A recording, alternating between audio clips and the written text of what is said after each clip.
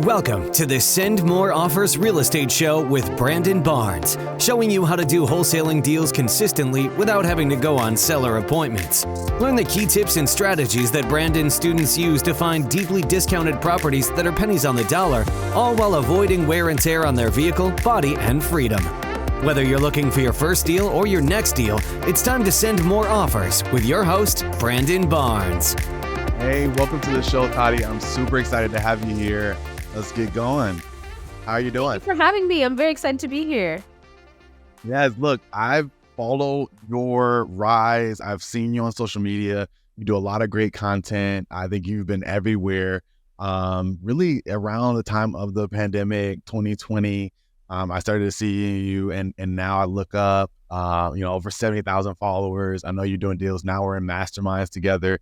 So very amazing in a very short period of time. And I saw that like one of your very first months in a brand new market, you're able to do 6 deals, over $30,000 in revenue. Like, this is amazing stuff. Like, what do you attribute all of the success so quickly to? Well, just work, honestly. It was literally like I was cold calling for like 8 hours a day. So it's not a surprise that I did so many deals, especially at that time. Everybody was home all day. It was COVID, so everyone was answering the phone. And I definitely also attribute that success to picking the right market, because before I chose my virtual market, I did the exact same thing 8 hours a day in Vegas, and I got no deals. I got a completely different result. So I would definitely say being in the right market, having the right strategy, and then everything else from there was just 100% hustle and dedication and the ability to just sit down and do the thing that I knew was going to make money. Yeah. Look, I think that you hit the nail on the head, and then starting in the right time, because 2020 was, for me, it was really kind of crazy because I had come from a business. I was restarting with a new business partner, and we got slammed with COVID. We had a bunch of money tied up. We lost some deals because of the initial shock. But that was a really great year for a lot of wholesalers, a lot of investors, end of 2020 into 2021. And then you getting started and being the person cold calling, I'm sure that helps because, we're so much better than the team members that we can hire, right?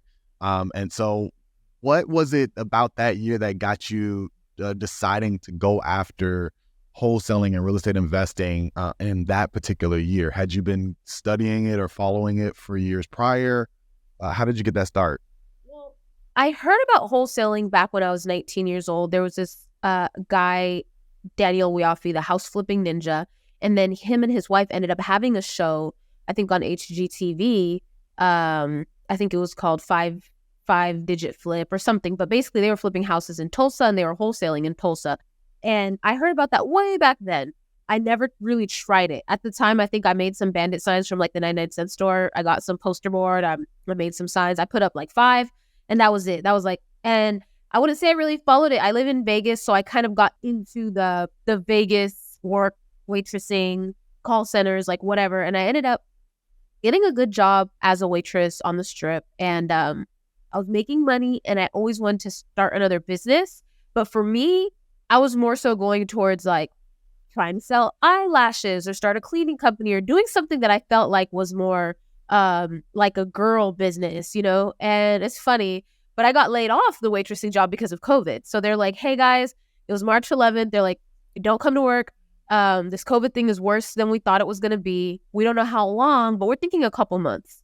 So the next day we all got like instant emergency unemployment, and it was $300 a week. And I'm like, come on, I was making that in a day waitressing. So I'm like, okay, I can't survive on $300 a week. What am I going to do? And there was a guy that came and sat in my section at the restaurant months prior, and he left a note that said real estate problem solver. So when I went to his Instagram, I had started following him. I asked him, like, how did you get started in flipping houses? And he said, it was crazy. He was like, I actually got mentored by the house flipping ninja years ago. And I started off wholesaling. And I'm like, what the heck? This is like weird. This must be like meant to be. I'm very like woo-woo spiritual. So I'm like, all right, that's my sign from God. He was mentored by the same guy I was watching videos from years ago. And so from there, I asked him, like, okay, what should I do? And he was like, go on YouTube, binge watch about wholesaling, get started there. I'm like, all right, bet. So I went on YouTube, TTP, Cody Sperber, all the people that are on YouTube, binge watched for like 3 days. And I'm like, all right, I'm going to do it. And I'm going to do it from home. And I kept hearing everybody say, don't get into analysis paralysis. Just take the first step. There was a lot of common things that all these gurus were saying. So I was like, all right, I'm going to get the list. I'm going to put it into a dialer. I'm going to follow the simple steps, get the list, put it into a dialer, start calling people. And I started calling people in Las Vegas because I live in Las Vegas. And 2 weeks, 8 hours a day, I'm talking about like, I'm sitting down. I'm not doing anything else but cold calling. It was horrible. I got cussed out. I got hung up on. Nobody wanted to sell. And it was really the $300 a week. I'll say that was the thing that put my back against the wall and made me feel like I have to do something right now. There's no way I'm going to get through this time period making $300 a week. And I saw somebody talking about virtual wholesaling. So I did the same thing. I picked a market in Ohio. I got the list and I started calling. And on the third day, I got a deal. So that gave me that. On the first day, people were talking to me. That was a big difference. People were even having that conversation with me. So on the third day, I got a deal. And that's what gave me confidence that this was going to work for me. Yeah. Who was it that introduced the virtual model to you? Was it just what you were seeing from all these different coaches and on YouTube that, you know, you had heard about, hey, I could do this virtually, and you just said, hey, let's try it? Or did somebody kind of hold your hand? Because I think No, it was Kong Wholesale to Million. He had a YouTube video. Okay. Yeah. And I asked that question because wholesaling virtually, it sounds super sexy. Some people, it may sound easy to some people, but, it can be difficult, especially if you're just getting going. You don't know necessarily the lay of the land of the city. You can strike out. And so I think we talked about this pre-show that picking the right market is super important. What advice would you give somebody that says, hey, I also can't do things in my backyard. I want to go virtually. Where do you point them? How do you help them choose a good market where they can have that immediate success like you did? Yeah, it's funny because I feel like in-person wholesaling is 100% work ethic. I feel like virtual wholesaling is 80% strategy, because it's not even just the city you choose, but it's the areas within the city you choose. Because locally, you know what is the trenches and where to not even go. But you don't really know that when you're doing a virtual market. For example, when I started in Cleveland, I kept getting deals under contract in areas that nobody would buy. It doesn't matter if I got it for $1,500. Nobody was going to buy it. So it was a tough learning process. And with Cleveland, I learned how to figure that out before pulling those terrible lists. So I learned a lot just going into Cleveland and learning the hard way. But now that I enter different markets, I pretty much get a new virtual market if I've pulled all of the absentee data. I don't do too much owner occupied just because I found it way harder to get people out of their house unless it's senior owners. That's the only owner occupied lists I get. But it's about studying the market before you pull the list, learning what zip codes are hot that investor buyers are buying in, and then talking to people in that market to figure out why those areas. So I will literally pull a hot zip code list, find someone in that market on a Facebook group. Now I can, put a story on my Instagram, but in the beginning, I was going into Facebook groups and finding people in a real estate investor Facebook group I'm looking for deals in this market. Can someone please help me? I've been talking to some sellers. I just need to have a conversation. And then what do is I have the conversation with that person and I go through every single hot zip code and I ask them about that area. And then when we're done going through the hot zip codes, I ask them, what areas do you see that are up and coming? What areas do you think that people want to live in, people want to buy properties in? And then I get new areas that may not be hot zip codes, but may also be good areas. And then it's really analyzing the market. How many cash buyers is there even? Because my hometown, Fresno, California, there's a good population, but there's only 7,000 cash buyers. So it's I can probably do some deals there, but it's not a huge investor market. So it's important to pick a market that is a big investor market. You won't run out of deals, you won't run out of buyers, and you won't run out of people to help you, which is the most important thing, you're always going to need a guide to help you get to the next step. Yeah, I love that. At this point, are you using any special tools? Because I know there's a lot of software tools that are out there that, hey, you can get your buyer list from here, and hey, you can pull all this data, hot zips, and all this stuff. Or are you kind of doing that, your own way by kind of like pulling from list source data or something like that? Are you using a certain tool for studying markets? Well, for studying, it's so funny, but for studying markets, I use, List Source is where I pull the hot zip codes, and it's free. So I have like a free List Source account, and I have a YouTube video on how I do that, but I pull the hot zip codes from List Source. Then I learn about the market in YouTube videos because there's so many real estate agents that will make these YouTube videos about a city, because there's those relocation agents. So those relocation agents make hella videos about so there's like, let's say Philly, for example, the top neighborhoods in Philly. If you're moving to Philly, where you want to live, neighborhoods to avoid in Philly, the worst neighborhoods in Philly. There's going to be videos, and I watch all of them. Like, if I'm going to enter a new market, I'm going to put some time into it. I'm going to sit there all night and watch every single video any agent has made about the city. And then I'm going to use the hot zip codes list. When I make my hot zip codes list, I'm writing what neighborhood it is. So like 44102, that's west side. This is Parma. This is West Park. I'm writing what the neighborhoods are. That way, when I'm researching and people are talking about those neighborhoods, I'm not like a total noob. I know what zip code it matches up with, and I can really. So if I was able to screen share, I could show you my notes on my computer, and I literally have like a note for Philly, and in Philly, it's like Strawberry Mansion is this 19132 Strawberry Mansion, 19121 Brewery Town, 19140 Nice Town, and notes with each one. Same thing for Jacksonville, same thing for Atlanta surrounding areas. So I'm studying these markets. I have one for Detroit. I'm studying these markets. Ideally, I'm talking to somebody who flips houses. That's the best person to talk to about this stuff. And then I'm gathering all that information so I can not sound like a noob when I'm talking to sellers. That's important. And also pull the right list so that when I do get a deal, I can sell it. Because I've pulled a lot of lists that I couldn't sell. And that's where I got this whole strategy from. It's like, okay, put the work in up front so that you don't have to have those growing pains of learning about the city in the back end. Learn about the city first.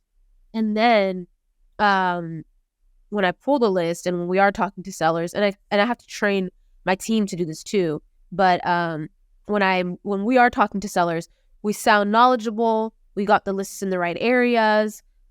We sound like we have a local presence. And then most importantly, we're able to sell those deals. And ideally, if we talk to flippers about this, we have someone to run some deals by once we get some under contract. Love it. Love it. That's some good gems, especially about YouTube, using YouTube to actually find out from other agents and people that are talking about that local market. I really like that. At this point, how many markets do you like to keep going at any one time? Do you kind of go market to market? What does that look like from you kind of in totality? So right now we're really trying to go deeper into specific markets. So Jacksonville, Georgia. I'm always going to be doing Cleveland just because that's where I started and that's where a lot of my network is. And then with Instagram and with the people needing help and needing JV help, it ends up really being nationwide, which is hard sometimes. But I figured out some ways to like mitigate the time wasted trying to do JV deals in areas that there's not going to be a lot of buyers. So we're really doing deals nationwide.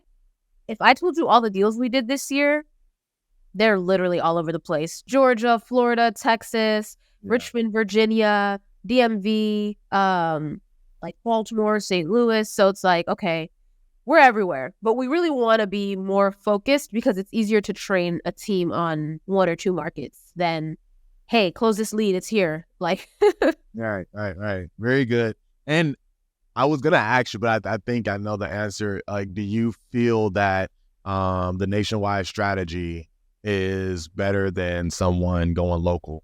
Like what are you advising? Are you telling most of your students and followers like, hey, continue going the virtual route, Like, what if they're in one of those markets? Somebody, say you find somebody that's in Jacksonville. Would you say, hey, look, I would suggest that you still go virtual, or would you tell that person to, work in their own local area because they're already in a good market? That's a really good question. So virtual to me is how you do the business. It's not necessarily the market you're in. So you can be virtual in your own backyard. Just don't go drive for dollars. Just don't go put up bandit signs. Just don't go door knocking. Just go to the RIA meetings, meet the buyers, because that's going to be way better way to get buyers. So that's how I coach my people in my community. I don't advise them if they live in North Carolina or Georgia or Florida. I'm like, hey, you're in a great market. Utilize the strategies that I teach to build your softwares and systems and build your business, but go to RIAs and meet buyers there, because having a personal connection, there's nothing like that. So it's kind of like a mix, but there's no reason to be doing seller outreach like physically, because it's the time spend doesn't make sense. And I definitely advise everyone in my community to only pick one market, because when I started, I picked Cleveland and I went really, really deep in Cleveland. I did a lot of deals. I did 37 deals or so in Cleveland my first year, plus JV deals. So I would say that it's important to I only pick a new market when I feel like, oh my God, I have if there's 180,000 absentee records and I have 250,000 records from Cleveland, I will add another market, but I'm still making sure I'm still in my other market. It's not like I just abandon it, because we still have follow-ups. We still have a lot of stuff going on there, but I'll just add some data from a different market.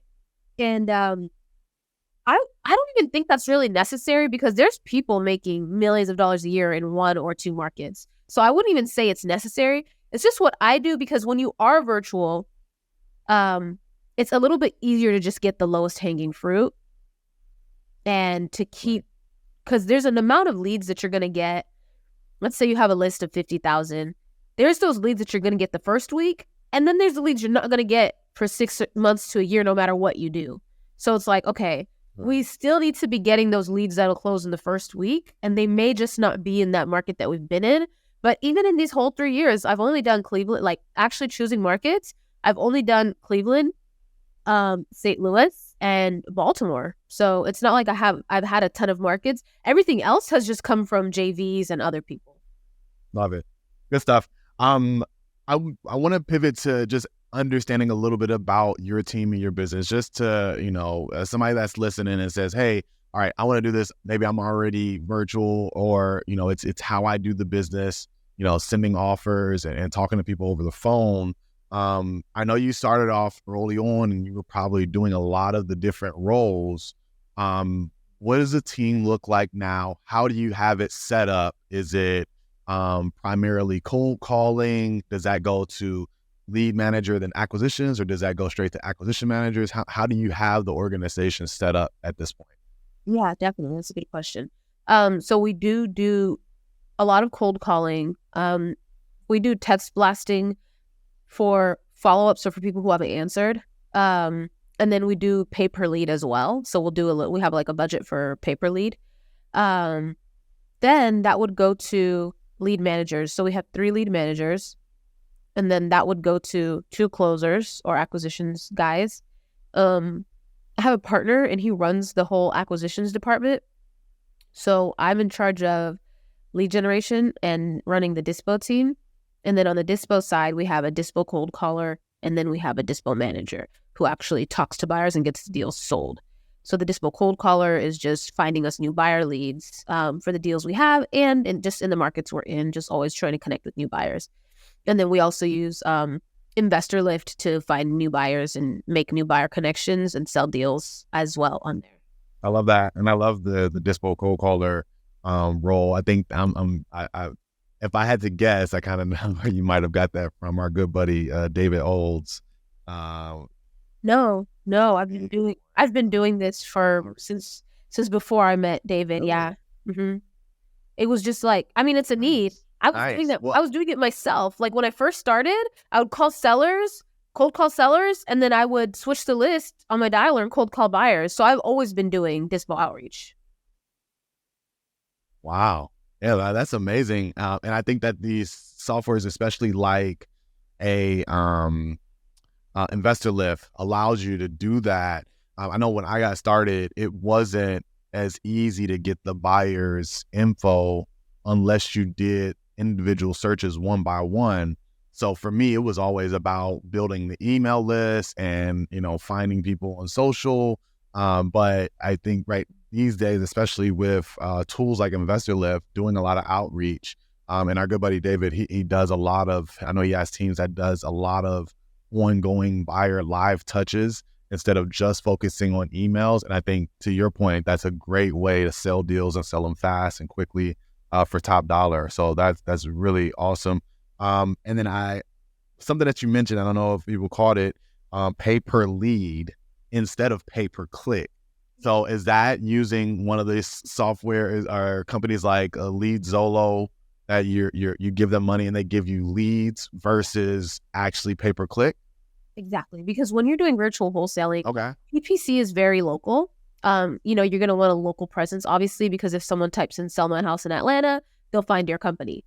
But if I'm in 5 markets or if I'm just everywhere, it's not going to work. So, we do pay per lead in our major markets, but it's like also based on if I have a friend who's like looking for 10 houses because they just got funded this thing and it's in a certain place, then we can just do pay per lead, close some deals and sell it right to them. Like we've sold 5 deals in like the past 3 weeks that there was already a buyer before we closed the deal because we knew like someone was like, I need to buy something here. You know what I mean? So it's like, it's easy when you have friends who are buying because then you could just kind of like reverse wholesale deals to them. So that's been a little strategy that we're using right now while sellers are being a little bit, owner-occupied sellers are really not wanting to move out. And the cold call, the time it's taking for a cold call lead to become a deal is longer than it used to be. So to like keep doing deals, we're doing a lot of creative and we're doing a lot of that like reverse wholesaling right now. And I think that's what wholesaling is. It's an industry that might change every 6 months. And it's so like pivot.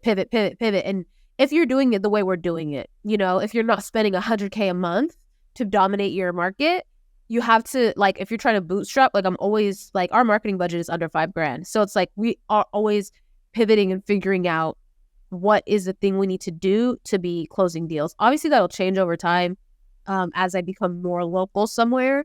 But pay-per-lead is a really good way when you find a good pay-per-lead company like Lead Zolo, Need to Sell My House Fast. There's a lot of different companies out there. It's just like kind of testing them out and seeing what works best in the market you're in because they're different. They're all different in every market. And I wanted to mention, because you said, with InvestorLift and everything. Before InvestorLift, I was actually using a company called cashbuyerdatafeed.com. And it was just like InvestorLift, but it's only $200 for the whole year. The only difference is you couldn't post deals on there. InvestorLift allows you to use that as like your buyer side site, and it like reaches out to the buyers for you. Versus Cash Buyer Data Feed, I would have to pull the data, put it into a dialer and call. And it's just like kind of like pulling a prop stream list, but Cash Buyer Data Feed was literally everybody, and you could filter it to like they bought 3 or more properties in the last 6 months. They bought 6 or more properties in the last 6 months. And then I would text blast those people as well. But I'm still doing the copying and pasting everybody's email from Facebook that's ever commented on any deal in the whole market, and then adding them to an email list and sending everybody every deal. So all the wholesalers are getting my deals, So that's what I was really doing in the beginning, like mass marketing. I was using Craigslist. I sold a deal on Craigslist. So it's like, when there's a will, there's a way. You were getting it. And I might just be dating myself because like aging myself because I like when I started this, I was not worried about, I wasn't trying to use any of those softwares that promise, buyers and phone numbers. There's a lot of them. And I think there's even more probably popping up now. And I just was not going after buyers that way. It was just all about the email list, local bandit signs, local meetups, having a deal, posting a deal, and then scraping who came through, swapping buyers list. Like it was I think probably an antiquated way of going after buyers. So, definitely I think you found some really, really good ways of and suggested that to the listeners of going after buyers aggressively. And it's super important because the more buyers you have, the better buyers you have, the more you're making per deal. And then, the whole cycle kind of repeats itself. So really good stuff. I do. Oh, no, I was gonna say, I feel like it's easier to become friends with your buyers than sellers. And those are important relationships to have, is like buyer friends. For sure. Because you never know who could partner with you or do bigger things. So that's why it's important to make sure you're giving good deals to buyers, because you'll be top of mind when they're in a room and they're talking about who's a great wholesaler or who's a great person in general. They're going to be like, I met this girl, Tadi. She's been killing it. She has integrity. She doesn't sell deals overpriced. And then now guess what? More people know me and more people think I'm a good person. So now if I want to buy a 100-unit multifamily deal, I know people who actually would do it with me. That's never going to happen if you're like a fly-by-night, just trying to make a bunch of money, hiding details from buyers. You can never have a real presence if you're not doing the business the right way. So I think it's important. Very true. Attack buyers lists. Go with your gut feeling, because not everybody's a good person. But try to make actual friends with buyers, and you never know where life is going to take you. 1,000%. I love that. Partnering with your buyers is really important. Good stuff. Let's pivot to the social media aspect of it, because like I said, just in this span of 2-3 years, amassed a major following. You're able to do deals with, your students, your followers, your admirers. Talk about, that journey, and what does it take to really create that brand and brand awareness in the span of time that you did? Is it a posting schedule, or you just post everything? How did you come about that? It's funny because it's literally the exact same thing as doing deals. Whether it's doing deals or building a brand, the most important thing is consistency in the action, and it doesn't have to be perfect. I think with wholesaling, people are always scared, like, how's the call going to go? Am I going to sound stupid? Am I going to, are they going to be mean to me? And then with social media, it's the same thing. How am I going to look? Am I going to sound stupid? Are people going to be mean? It's the same exact things that hold people back. I think it takes a little bit of like, I don't give a F attitude about, I'm just going to do it because I know this is something that's going to pay off in the long run. I got on Wholesale Hotline before I ever did a deal, because I was told you I was like binge watching, right? And I asked Brent and Jamil and Pace. What? Yeah. Like you got in the comment section and like asked a question. Well, they were like, drop a comment. I don't remember what they said, but they were like, if you whatever, you're going to be on Wholesale Hotline tonight and you're going to be able to ask a question, like on camera, right? So I applied, or whatever I had to do, I did it, because I wanted to ask them, if you could go back in time to when you first started, what would you do? Because I'm first starting, right? So I asked all three of them that. And all three of them said, I would have documented my journey from the beginning. Because even just in the past few years of being serious about documenting and doing social media, what we've been able to do financially, JVs, partnerships, multi-millionaires and billionaires knowing who you are and coming up to you and saying, hey, you came up across my feed and I see you're doing big things. Can you help me? Or do you want to partner? Or do you have a deal that? And these relationships and these doors open up just from documenting your journey. And all three of them said that. So then I'm like, all right, I haven't even done a deal yet. So let me make this new Instagram. I made a new Instagram because everybody on my personal Instagram was hating on me. And I was like, I'm going to start a whole new Instagram, and it's all going to be about wholesaling. And when I did my first deal, I made a YouTube account with the same name, and I posted my first video. And from that first video, I was like $15,000 on my first wholesale deal. From that first video, it just went crazy. Like, people saw the video, they followed me on Instagram, they started asking me for help. And the fact that I was consistent on both platforms, I'd made a YouTube video every week. I did like 2 posts a day. And like, if someone out there has the time and scrolls all the way to like my first Instagram post, you will see me sitting there in the corner of my bedroom saying, I'm sending out my first text blast. Like, what do you think is going to happen? I'm going to start cold calling, me with this headset on, like doing my first dials. So I think it's just documenting the journey. Make it a journey. Don't make it like, oh, I'm the guru of real estate and I'm on here going to give you the crazy game, and every post you're like giving advice. Like, nobody cares about that shit. Like, everybody does that and nobody cares about that. Be yourself, be authentic. Like, talk about the hard parts, talk about what just happened in this transaction. This happened, you guys, and I learned this. I'm speaking from my perspective as a single mom of 2 kids, as someone who was a waitress, who didn't have any business experience or real estate experience. I'm speaking from my point of view versus like I'm doing social media. It's like I'm allowing people into my life through the medium of social media. And I think it's important. A lot of people try to like come up with the personal brand. No, you are the personal brand. You just have to figure out the qualities about yourself that are most marketable and that people will relate to the most. And I didn't think of all this, but like, okay, since then, right? Because I didn't plan for it to go the way it did. But when I saw, all right, I'm getting a lot of traction, I invested into education on like I'm a part of Russell Brunson's thing, and like I've invested into learning about digital marketing and becoming the attractive character, what they call it. Like, who are you and who are you speaking to? And it's important to understand those 2 things because that's the frame that all your content is going to be created from. So it was really just me digging into like, who am I? I'm a creative person. I like to write. I love, I love to cook. I try to think about the things that I am and think about who out there needs me specifically. A lot of women out there feel like they can't be successful in this industry. A lot of mothers out there, single mothers especially, feel like they could never run a business while having kids. It is hard. It is a lot. And those are the people that I feel like if they see me that I can do it, then they will be inspired that they could do it, because who are the women I look up to? They're single moms who are killing it, making multi-millions of dollars a year. And they're out there and they make me know that I can do it. So it's the same thing. There's always someone that's just 1 or 2 steps right behind you. And those are the people that we always need to be doing it for, but not giving advice to. I think there's a fine line. Like, you have to some advice, but also a lot of honest, transparent, organic, just transparency. Because I think right now, everybody is just giving advice. And it's like, it's kind of getting old. Yeah, I would agree with that. And just, documenting your process, right, is more important than that, than speaking to the camera and trying to teach people all the time, especially as people are scrolling, right.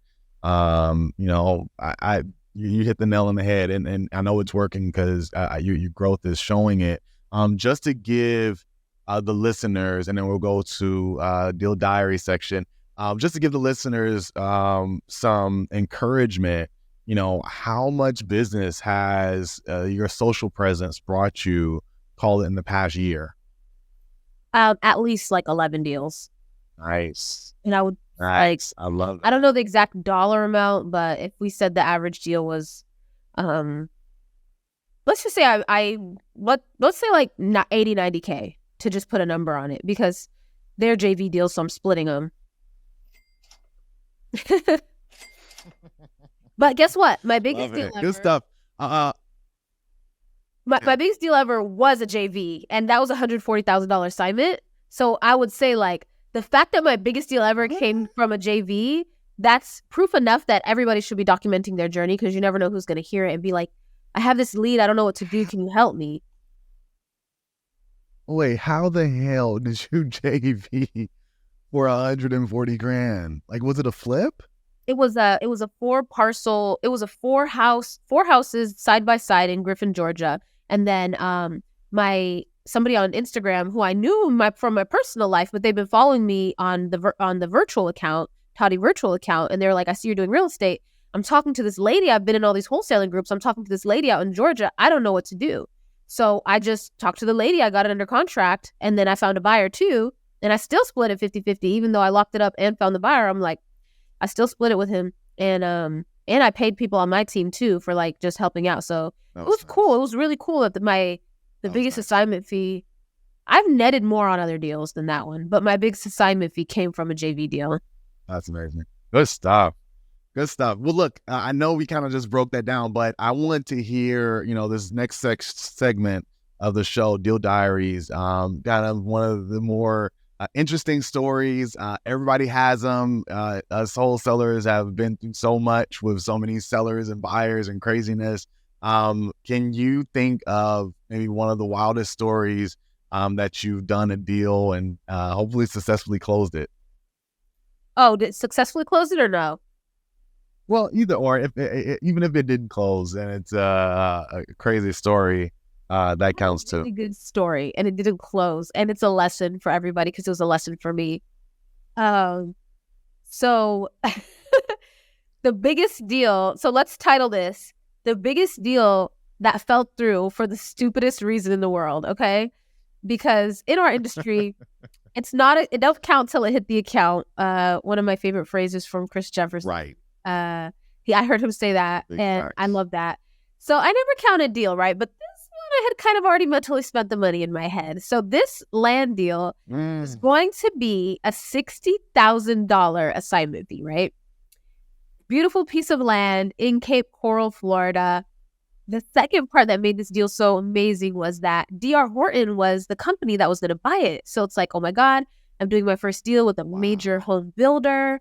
I'm getting into development space. I might be able to shadow the build. I might be able to learn from this. So for me, I'm like pumped. This was the beginning of 2022. Yeah.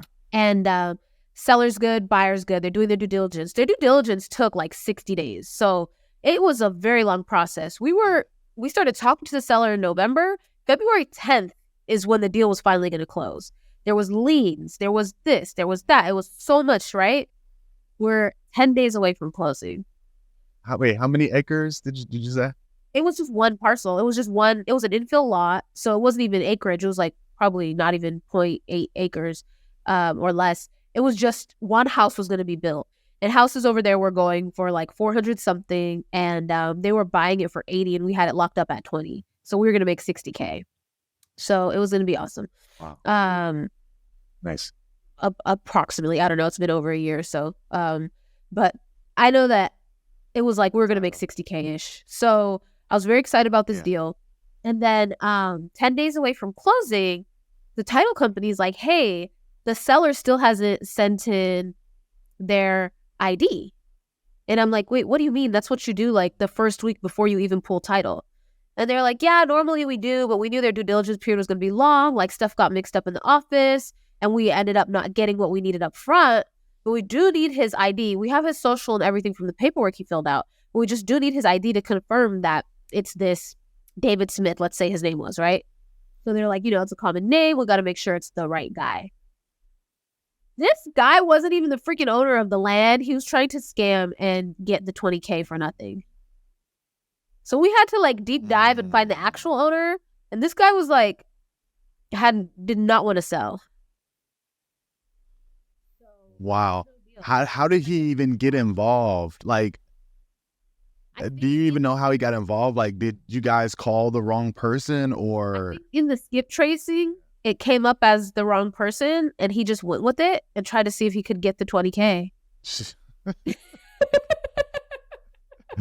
Jesus. Oh, man. I think I've had something kind of close to that before, like finding out, and I think it was maybe even a JV deal where we found out that we weren't actually working with the owner. But man, it's some real characters out there that'll try to pass off as owner. So definitely do your due diligence. We were like involved in the whole scam, so I lost my relationship because they were like, I mean, they were like, no, it's cool, but you know how people are, it's cool. We know you weren't a part of it, but then they don't really talk to you ever again. Yeah, that sucks, man. That is the best worst deal that never closed, right? So now when I do a deal, lesson learned, right? Now when I do a deal, I send everything to escrow, and then before, like in my email to the title company, all the info's there, right? Seller name, buyer name, email, phone number for everybody. Then within a few days, I always check in, or if we have a TC on the deal, I always have them check in and say, hey, can you make sure they got all the info from the seller, including their ID and everything they need to make sure that it's the right person. So it's just a part of our process now to prevent that from happening. Yeah, no. And we learn so much from the bad situations or the experiences that we've had. And 1000%, similarly, once it goes to title company, if they haven't gotten the buyer info or the seller info sheet filled out within 48 hours, they know to reach back out to us so that we can help them get it filled out so we can confirm identity, etc. So good. Yeah. It sucks, but it's a good learning lesson, I'm sure. Well, look, this has been great. Are you ready for the lightning round? Yes. All right, let's do it. Cool. So look, I have a series of rapid fire questions. I know it's dramatic. I have a series of rapid fire questions. You don't know the question. I don't know your answer. So just say the very first thing that comes to your mind. What is one book that's been instrumental to your growth as a real estate investor? The book on real estate investing. The book on negotiating real estate by Jay Scott, published by Bigger Pockets. Nice. Okay. Check that one out. Awesome. If you could have drinks or coffee with any one person, dead or alive, who would it be and why? Oprah, because she is life goals. Yeah, I love that. That's an easy one. Best advice for someone looking to do their first virtual deal? Gosh, research your market using everything we talked about, and get on an auto dialer and pull a vacant house list in the hottest zip code and just dial and just talk to people. Don't have any other expectations but having good conversations. Get a free script from somebody, and then just call and learn as you go. Do not feel like you have to figure it all out. Those little 4 steps I just told you right now is enough to just start. And once you start and you get in the habit of doing it every day, that's when you can start learning things as you go. Love it. I know there's some people that fall on different sides of this coin, but do you still do any cold calling yourself? So I don't do cold calling myself, but I'm not opposed to it. I don't feel like it's the best use of my time anymore, but I'm definitely not opposed to it. And cold calling multifamily, I would do. If we were doing like a campaign like that, I wouldn't mind. I just don't feel like cold calling single family is the best use of my time anymore. But it was important for me to do. I did it for like a year and a half. So it's not like I was somebody who was like, oh no, I'm just going to get some VAs. I was cold calling with my VAs. I had 2 VAs and I was still cold calling. So how bad do you want it? Like, you're going to be the best person on the phone versus some people in the Philippines. If you don't have money and you have time, like, why wouldn't you talk to people? Ding, ding, ding. Love it. Good stuff.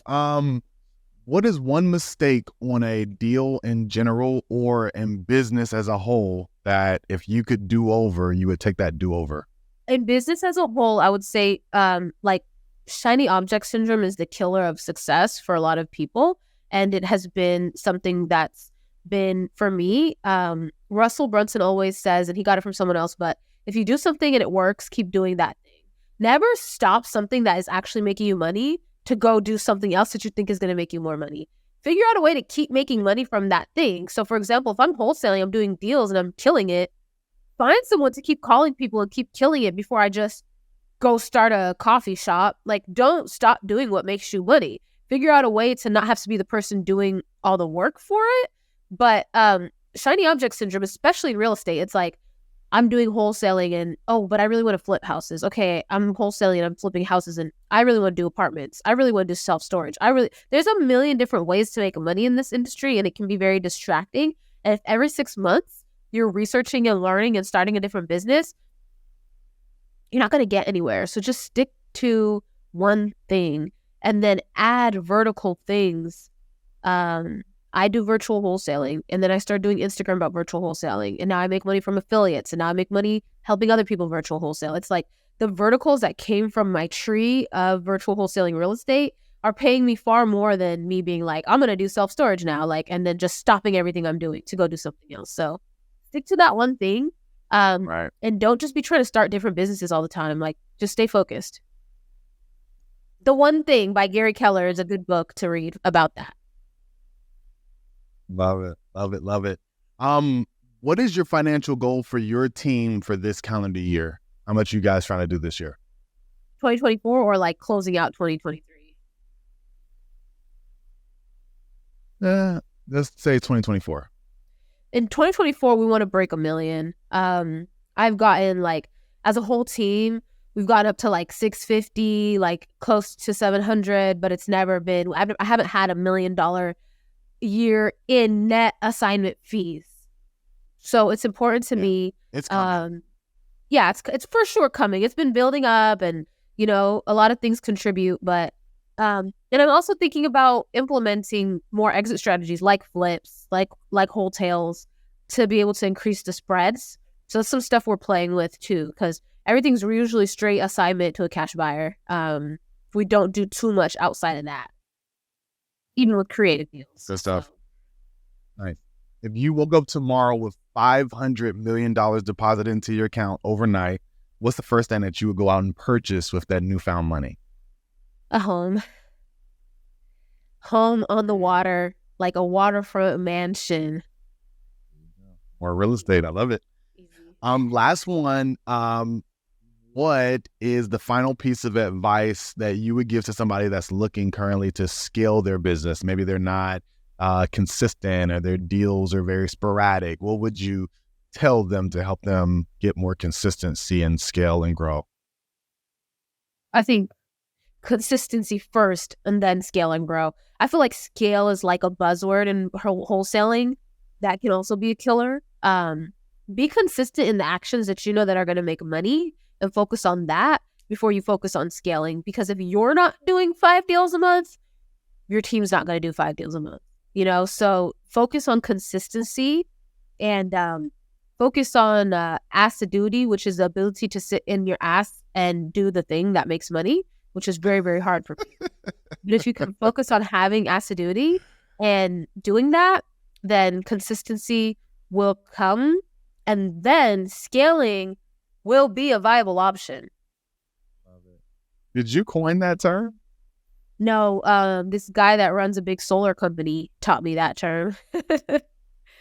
Talk about sales teams and stuff. Unless you're like a super rich person and you're starting a wholesaling business and you already have a bag, then you can hire people up front. But like if you're most of us start wholesaling because we don't have money. If you don't have a lot of money, you got to be the person to make the money first. Unless you have a bunch of money and you're just going to hire, you definitely have to do the thing. Like I think people think it's this easy thing that I'm just going to hire some VAs and they're going to do it. Like, bro, how are you going to teach your VAs what to do? You don't even know how to combat objections. You don't even know the objections sellers have because you haven't even done it. So I think a lot of people try to run from the work. Just put the work in. Yeah. I love it. Well, look, this has been an amazing episode. We've talked about, so much, under the sun, virtual deals, how you're able to go in and pick a market. You've given some amazing advice to everybody listening. And then even, what the team looks like, to how you're leveraging your social media presence. We learned a lot. Now, how can people follow you, learn about what you're doing? Where would you want them to go and visit you? Yeah, on Instagram, my handle is Tadi Virtual. It's up here on the screen. Same on TikTok, YouTube, Facebook, whatever, wherever you are, I am. So just follow me there. Good stuff. Love it, love it, love it. And guys, while you're at it, head over to sendmoreoffers.com. There's nothing for sale, just a bunch of great information, show notes, advice. You can connect with me there. And if you're in Atlanta and you want to link up, share my resources with you, head over to Send More Offers. That's the best place to connect with me. Tadi, this has been amazing. I can't wait to see how your journey goes. And then hopefully next time you're in Atlanta, or we can do a deal together, we'll connect and keep it going. I'm excited for you. Thank you, Brandon. This was awesome. Yeah, you're welcome. Guys, as always, send more offers, do more deals. Until next time, peace. That's all for this episode of the Send More Offers Real Estate Show with Brandon Barnes. But we know you're craving more knowledge to get yourself ready for that next deal. To schedule a call with Brandon to learn more about how to do deals consistently without seller appointments in a repeatable way, be sure to visit us at sendmoreoffers.com. And be sure to tune in for the next episode of the Send More Offers Real Estate Show.